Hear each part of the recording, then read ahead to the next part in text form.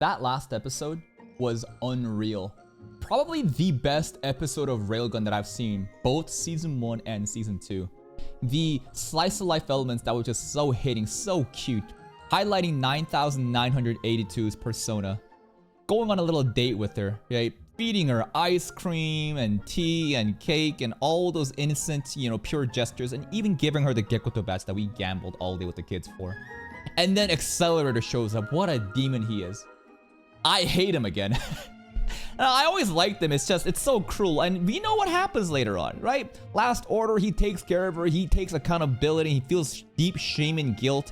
And he's gone through a redemption arc. But right now, we're revisiting this arc in way more context. It's more comprehensive. And, it is so cruel what happened. The cinematic ending of how the credit starts rolling as the, Misaka starts running an Accelerator. Insane. Let's see what's gonna happen in today's episode. Also, this opening sequence right now, it does look like Momentary Lily. Outside table mall with girls. Yeah, this was like Momentary Lily. There we go.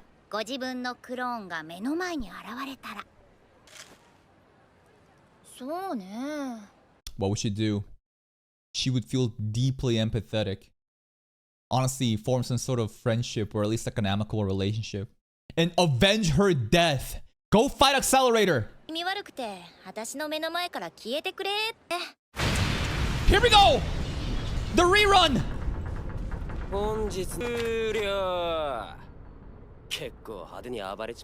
The blood, man. She was crawling all those times for the badge, the pin. Let's go. Oh, fuck you. I had a feeling they're gonna do that. You already did this to me last episode ending with the credits. You gonna do the same shit but opening this time? Alright, whatever.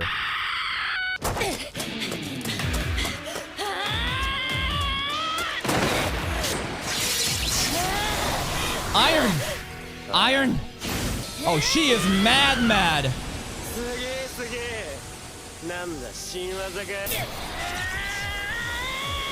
I wonder what Accelerator thinks right now. That this is simply another clone that's attacking? Or that this is the real Railgun? I don't know. But it's not enough. Nothing's enough against this guy. Except Toma. No damage.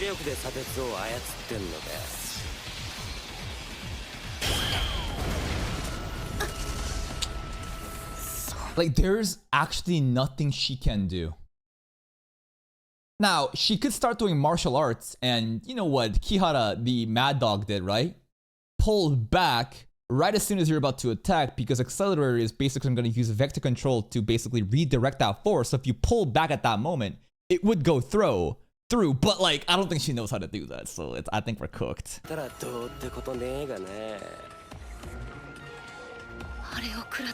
Too OP. Number 1. The leg ripped out, man. Oh. Trauma.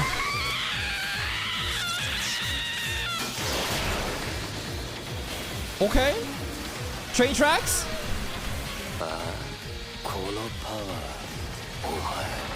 The CG beam's looking nice. Ooh. He's honestly God. Like, you can't do anything unless you know the trick. It's bullshit. I know. It must be so annoying. Like, and this isn't even like a level 5 versus like a level 4 or 3 or 2. This is a level 5 versus level 5. Rank 1 versus rank 3. But his power is so godlike. What the fuck are you gonna do about it? Now, could Misaki, that was her name, right? Misaki. Mental out. The one whose powers didn't work on Railgun because, interference with the electricity fields. But could she control him? Could she? Can the vector control repel that as well? Probably. At some sort of level, it must be some sort of like waves, right? Vibrations and waves. So, I mean, vector control, you should be able to just like reflect that, right?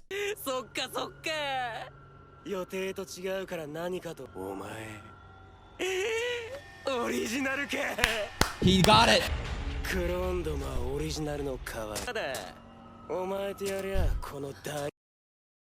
Yes. Yes. Because remember, 20,000 clones are 128 originals, right? If we do some quick math right now, 20,000 clones divided by 128. So one original is worth about 156 clones. So yeah, you could right now, by killing her, get rid of 156.25 sessions. That is saving a lot of time. So yeah, go for it.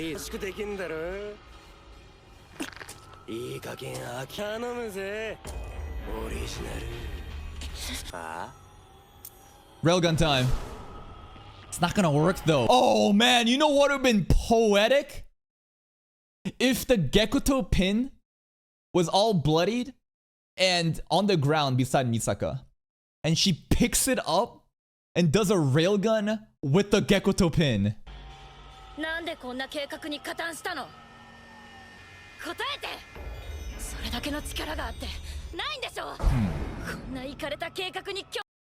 Because he's just a sadist? Does he have a reason?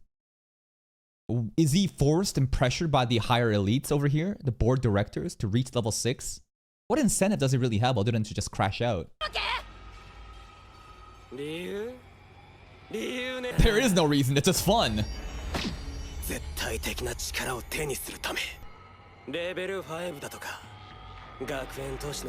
He wants to transcend that. You know what's really ironic about this? What's he doing right now? Talking about absolute power. Unimaginable. Right hand. Imagine breaker. I feel like there's some level of irony here going on.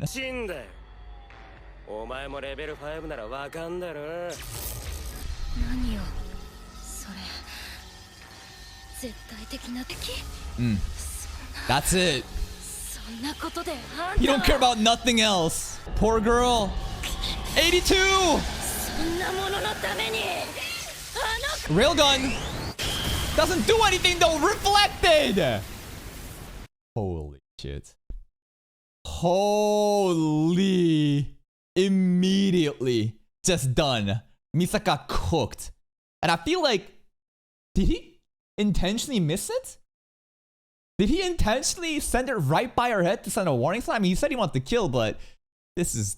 It's impossible. You can't do this. Like, she is the railgun, and railgun didn't work. It's over. You are! But he doesn't view those clones as real lives. And that's where the difference in philosophy with Toma comes in, where every life is equal, valuable.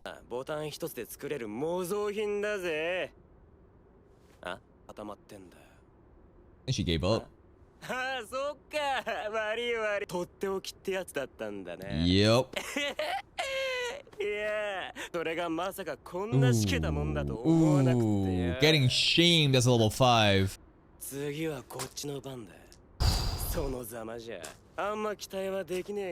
Run, girl! How did she get out of here? Another clone! Which one could this be? Oh, army! That's right. She didn't know that it was just... Remember, she's like, Misaka's? Plural? That's right. We got the army here.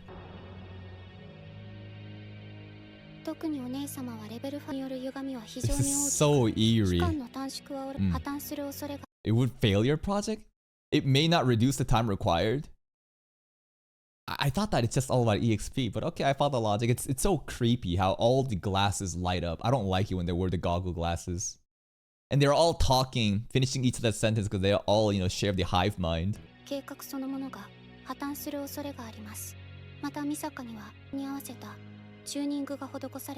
Follow the schedule.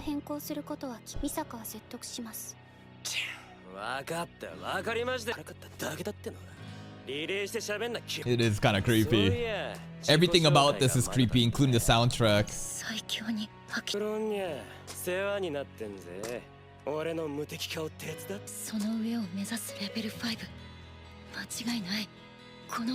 Does she not know who he was before? Yeah, Accelerator. Ooh. This is their first encounter, huh? The ASMR. I'm Accelerator. Nice to meet you. Aura. He's still a fucking monster in this arc, but goddamn. Mind broken Misaka completely confidence shattered as she realizes she can't do anything. And you saw what happened in Index Season 1. Her entire attitude towards Accelerator and the Radio Noise Sister project, it was over. She gave up already, and that's why she was trying to prevent Toma from doing anything, right? Because she kept rejecting it. This is why. She just got absolutely crushed. Oh. You know what he should have done there?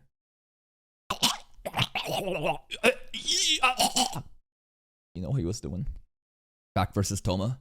And he was like making some weird fucking voice mutilations and trying to fucking make the plasma shit. Imagine he did this right by the ASMR.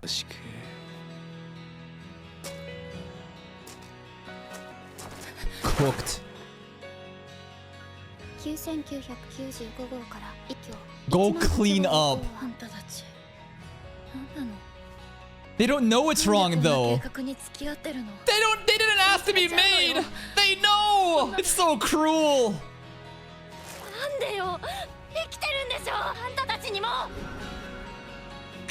98, bro. 82, sorry.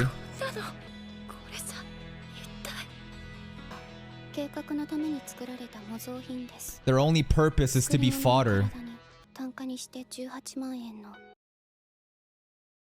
Damn.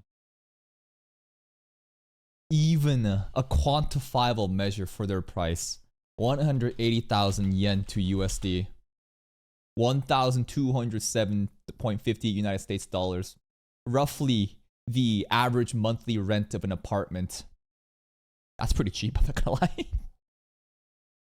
I thought they'd be like 10K. I mean, they gotta mass produce it, bro. It's 20,000 copies. Jesus Christ. Hold up, let's think about this. 180,000. Actually, I don't even need to do that. I already got the figure, right? So what is it? Roughly $1,200 for USD, right? Times 20,000. Quick math. What is it? Sorry. My mental math is really bad right now. Times 20,000. $24 million.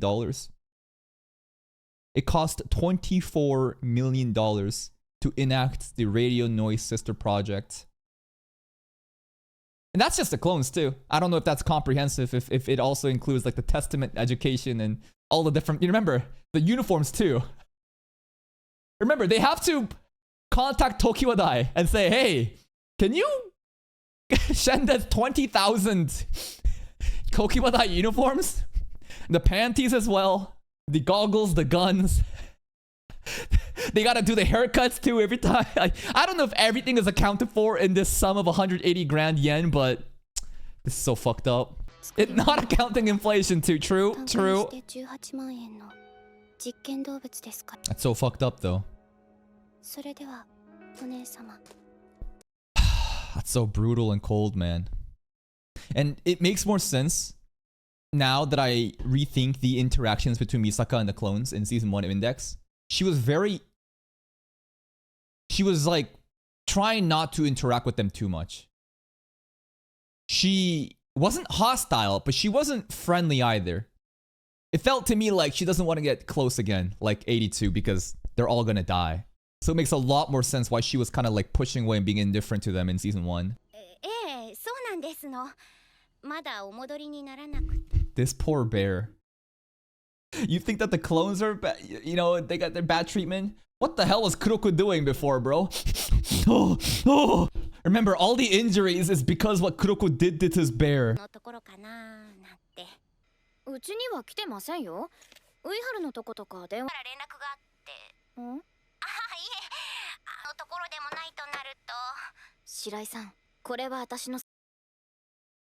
Toma did touch it around, remember, when we were trying to figure out the plan, because the plan was in the bear and the bear was, you know, underneath the bed. But do you think the bear got washed? Kuroko left her fluids on it. And then Toma basically... And Kuroko was the one that guided Toma to find the fucking details in that arc. Misaka wasn't there. It was Kuroko and Toma, right? Jesus Christ.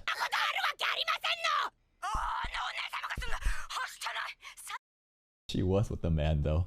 Not Toma. It was an accelerator. Just conjecture. Just conjecture. Oh my god.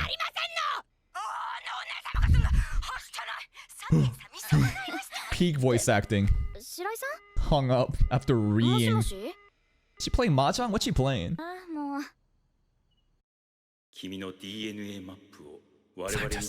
Poor girl.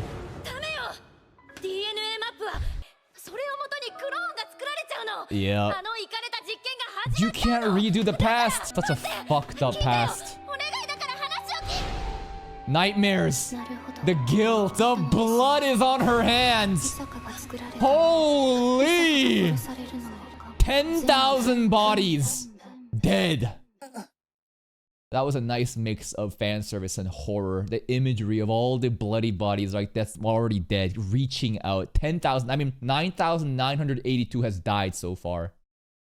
Crazy. Oh, she slept outside. She didn't even go back home. Where's Toma at, bro? Shinobu. Yo.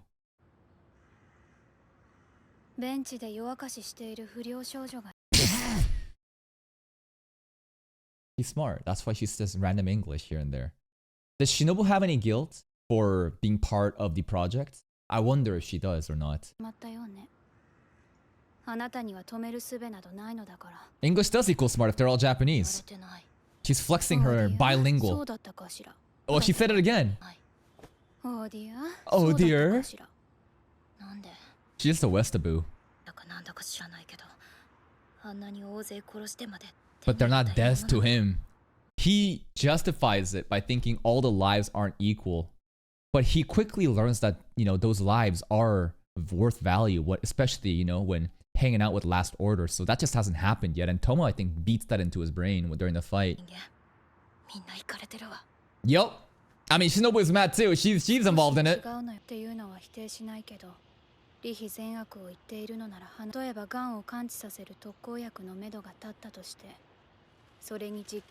Yeah. Everything is contextualized here, right? So the specific example is curing cancer. What an amazing thing to be able to do. And if it's 20,000 sacrifices to cure cancer for everybody, yeah, that's a net positive. You can see it. But what the fuck is level 6 going to accomplish? How does level 6 benefit anyone other than Academy City and their pursuit for power? I feel like you can't just use this logic and apply it here when it's clearly different. Sure, if it means to cure cancer, but that's not what we're doing. I wonder if the researchers even sees the actual humans here as, you know, human beings. That's the thing, right? The clones, for sure, they don't give a fuck about it. But what about Misaka, the original? What about all the other students in Academy City? I bet the scientists, especially Kihara's, they don't view any of them as humans. They're all just fucking lab rats. Yeah, we know this with the stripper lady arc. Remember? We know absolutely what happened with, you know, the children experimentation.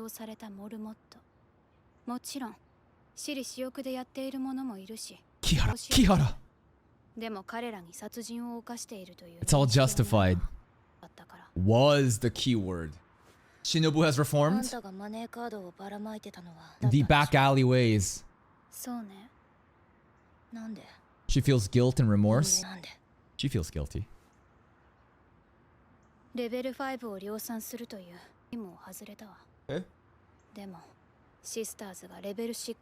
That's right. It's different. Two separate things, right? Initially, it was trying to artificially create level 5s, but it didn't work. That's what she was a part of. And then afterwards, the sacrifice for Accelerator, that's what she didn't ever agree with. That's why she's doing this now.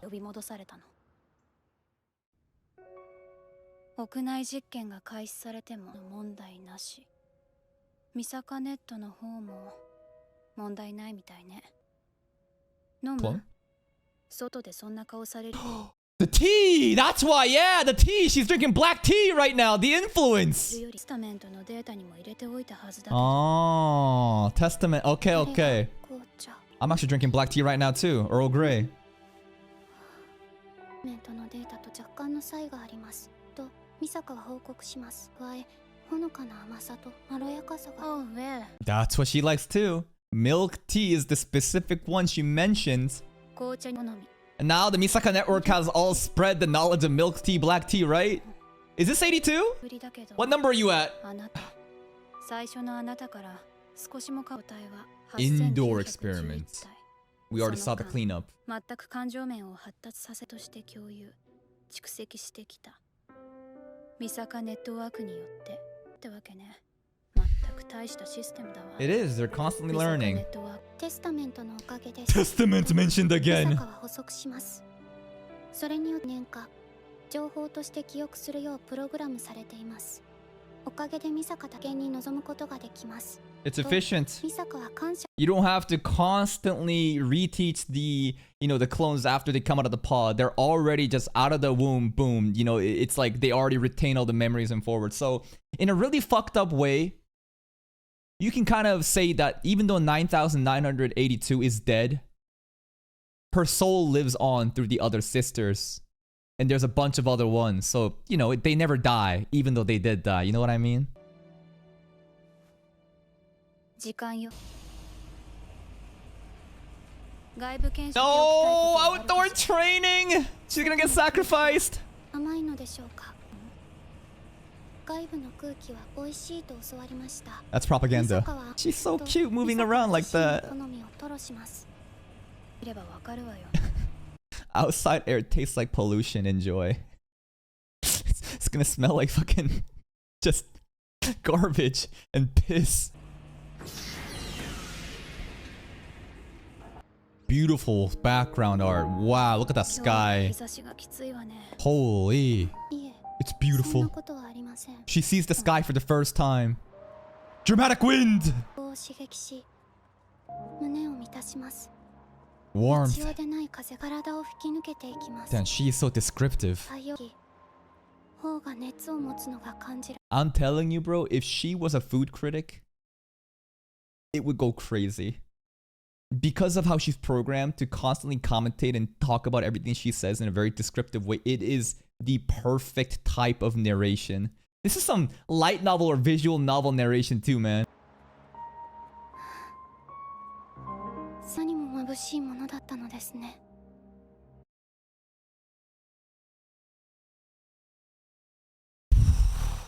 Man, the pure irony in that sense. Like, the world is a beautiful place when this world made you to be sacrificed like that without any remorse. Shinobu, I think, had a realization here. The shock. I think that line really reached her. And how fucked up all of this is and how appreciative this clone is. This world is a disgusting place, man. That one single line I think changed her, right? There it is. There it is! You got too close! Agreed! The clones are more human than the humans. Man, it's a deep fucking episode. It was kind of like that in SAO too, right? With like the project alicization and how they viewed the AI as like soulless robots, but like the humans were the actual fucking monsters, and the AI robots like Yu-Gi-Oh, for example, right? It's like such a beautiful writing.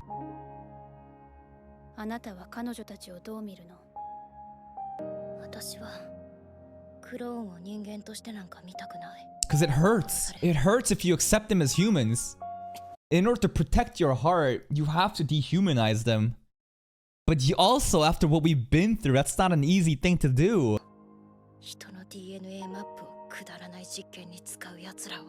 Burn them all. Let's go. Kuroko-san? Oh man, Kuroko's been ghosted.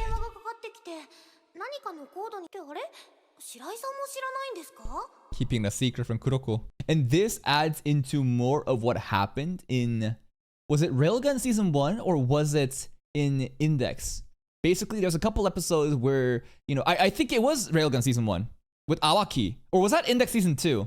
I forget. But basically the episode, the arc with Awaki, this was kind of handled, right? The awkward, you know, vibes that was happening because Misaka was hiding at season 2 stuff. Yeah, I remember. Now this adds way more context as to why Kuroko was feeling so off. Because we don't see this in Index season 1.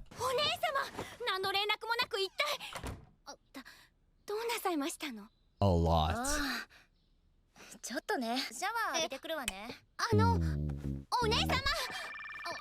She's not telling her.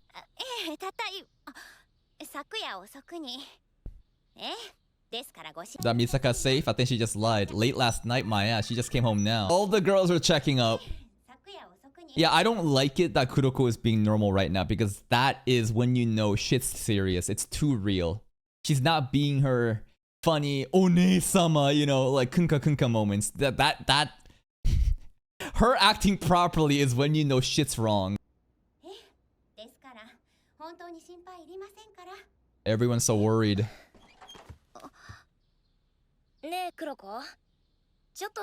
Joseph.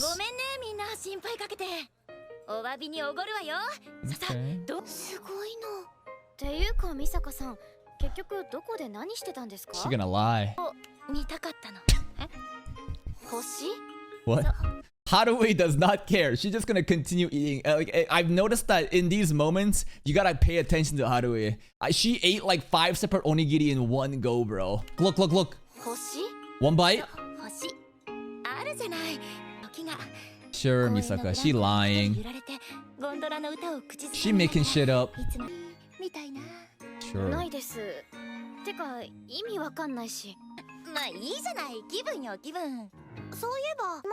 Ooh, Uiharu. I mean, it's not as if she's supposed to keep it a secret. Man, you know it's serious when even Haruhi won't stop eating behind the scenes. Like, she stopped eating. She only took 1 bite. That's actually impressive. They're all locked in. Also, this looks like a penis right now. Ball. Shaft. Ooh. Too traumatic. I think it would be so distasteful and rude if Haruhi kept eating here just nonchalantly, not even caring what the conversation. So I think the animators were like, alright, we gotta make Haruhi, you know, locked in as well.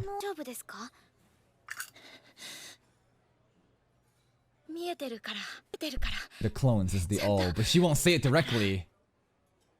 She won't say it. Okay, Saten bailing them out. Saten diffusing the situation. The picture. I love how Haruhi has now just basically officially joined the Railgun, you know, Quattro and is now the quintuplets. She's just part of the gang. She's the +1. Saten with the clutch emotional reading of the room bails out Misaka in the situation. Alright. They know. They know something's up, but they're not gonna pressure her. What great friends. Wow. Very emotionally mature friends.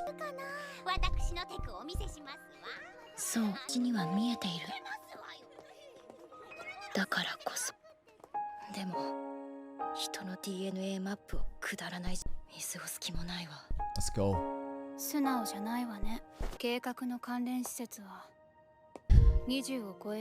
Let's blow them all up.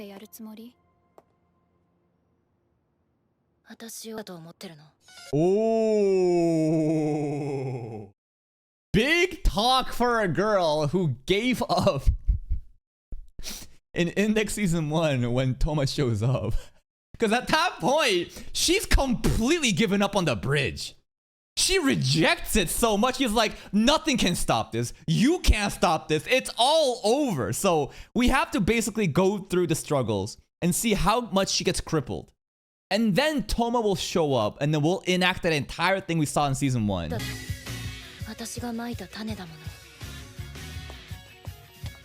Alright. Myself. What an amazing episode of Railgun. Yo, these episodes are actually so fucking peak. It was such an emotional second half too.